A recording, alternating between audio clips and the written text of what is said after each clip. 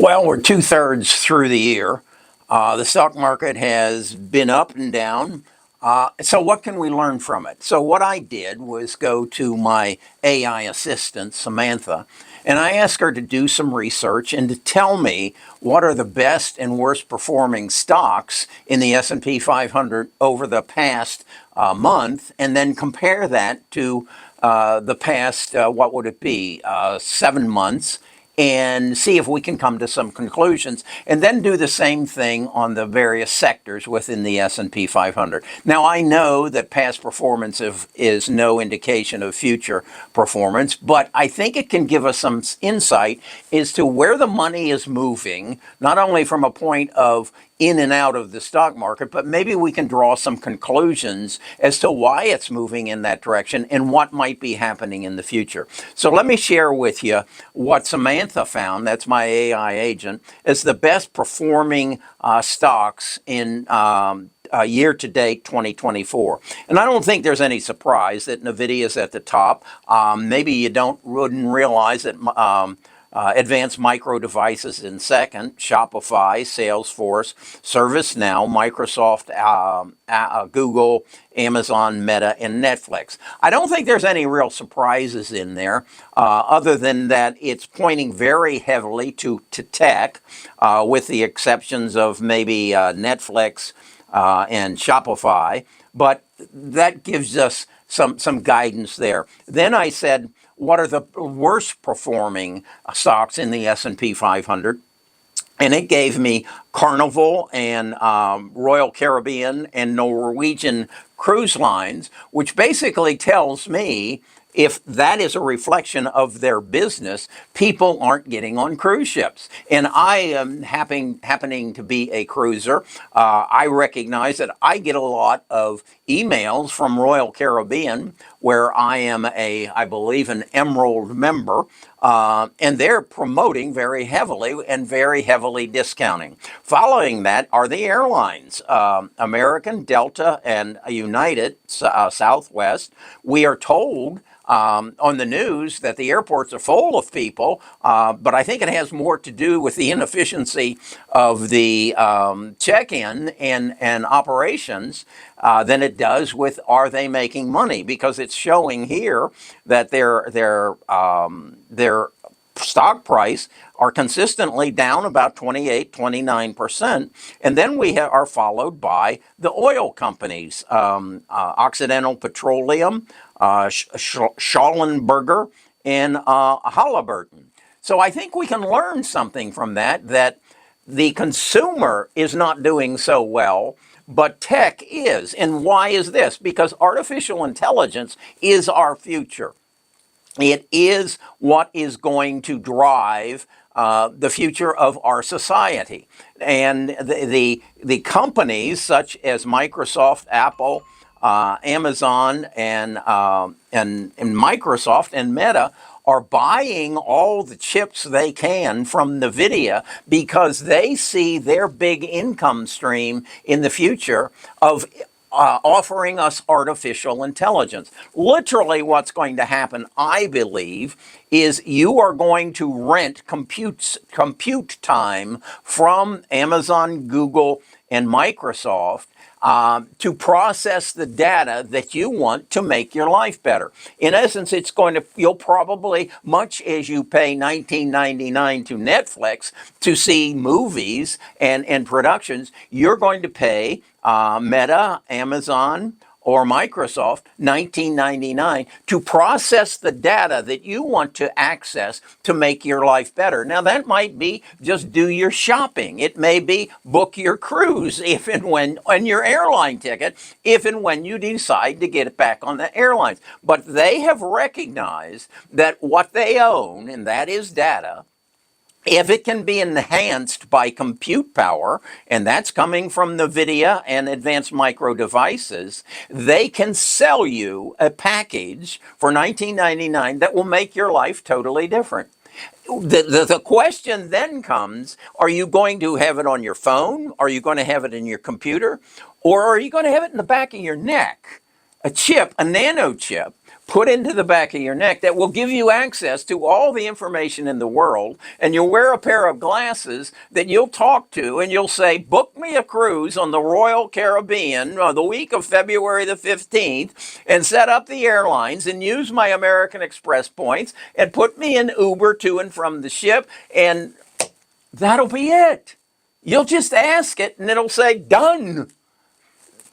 We're going to have to go through where you're going to do it on your computer, but eventually it's going to be in your neck. I don't know that I'll live to see that, but that's what's going to happen. So then I asked Samantha, let's then look and break this down a little further, and let's look at the performance a year to date by sector. And this is what she gave me. By year to date in sectors, technologies up 34, consumer discretionary up 23, communication services up 20, and you can see it here down to the poorest performing sector at 7.9 is energy. I would be willing to bet that's going to change, because as these data centers are growing, and they are going to grow, you're going to see right now a data center is sitting in an 10-acre lot, and it's a massive building with millions of computers and billions of semiconductors in it. You're going to see it in your neighborhood. You're going to see some of those Walgreens stores that are closing, and some of those strip malls that are closing that have converted in many cases to storage units. Well, right next to them is going to be a data center. And why is that? Because of latency.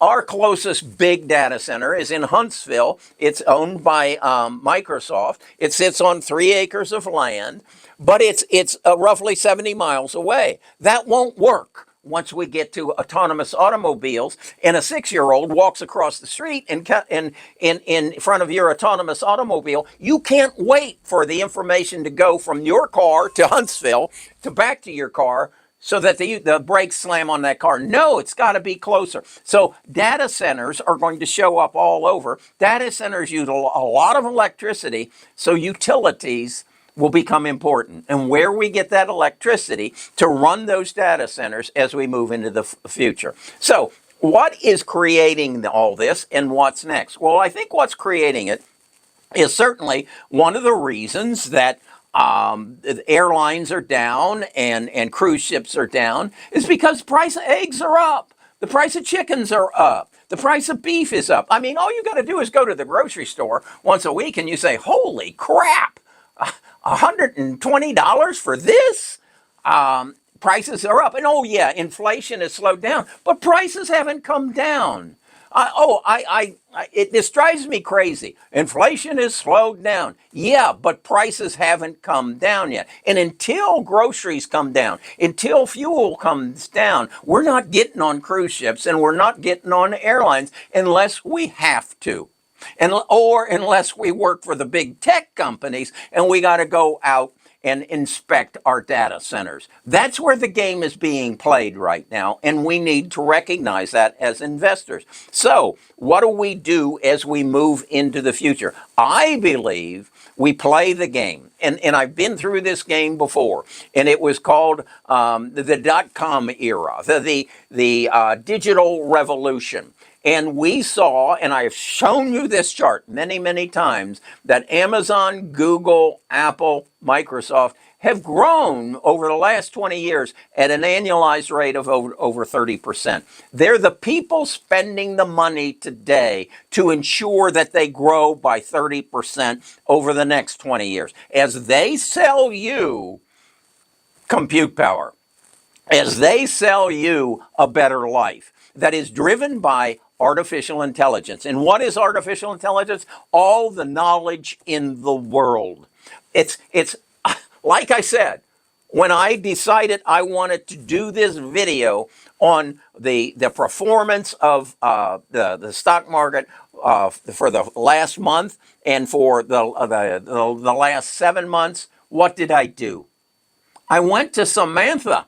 I said, Samantha, get me the information. Put it on paper for me and allow me then to write an article and do a video. In the past, I would have spent 2 days getting this information. I got it from Samantha. I refined it with Samantha. in less than an hour. That's the world we're going to go to. Nita and I won't go to the grocery store anymore. We will tell Samantha what we want to eat for next week. And Samantha will search our refrigerator and search our pantry and search our recipes. And Samantha will go to the grocery store, deliver it to our door, put it in the refrigerator, put it in the pantry, and we won't mess with it. And the other thing Samantha will do, she'll get us the best price. Okay? She'll say, don't go to Publix anymore. Go to Costco. Well, we don't belong to Costco. Yes, but if you do, this is what you'll save over the next year. Samantha will do that for me. Will I be willing to pay $19.99 a month for Samantha to do that, as well as book my next cruise or my next vacation or my next trip or set out my schedule or create my next video? She will do it all. And eventually, she'll replace me. That's right. This will be an avatar, and you will not be able to tell the difference. No, you will not. What does that mean? That means Kerry, who's going to be 80 years old next week, will live forever. I ain't going nowhere. Samantha will see to that. I'm Kerry Grinkmeyer. I'm a retired financial advisor. I am, as I said, I've been around a while. I've experienced some things. I am seeing the investment opportunity in the world, because what will happen is the price of eggs will go down, because through artificial intelligence, we'll make that chicken more efficient. As price of eggs go down, we book cruises, we book airlines, we live a better life, we shop better we get the best price at any grocery store, because Samantha will be doing our shopping. Inflation will come down and the price of eggs will come down. This is what's in front of you. Recognize it, understand it, because if you don't, it's going to pass you by. But if you do, you can take, as I've shown you before, if in the past 20 years you would put $1,500 into 4 stocks, Amazon, Google, Microsoft, and Apple, you'd have over $4.1 million today. $6,000 a year over the last 20 years in a Roth IRA. What does that mean? It's all tax free. When you take that $4 million out, you owe the government nothing. I'm Kerry Grinkmeyer. I'm a retired financial advisor. I just want to help make you wealthy. I want to help you change the lives of your children and your grandchildren. I have a tribe. I have a community I share my knowledge with. Get on the bus.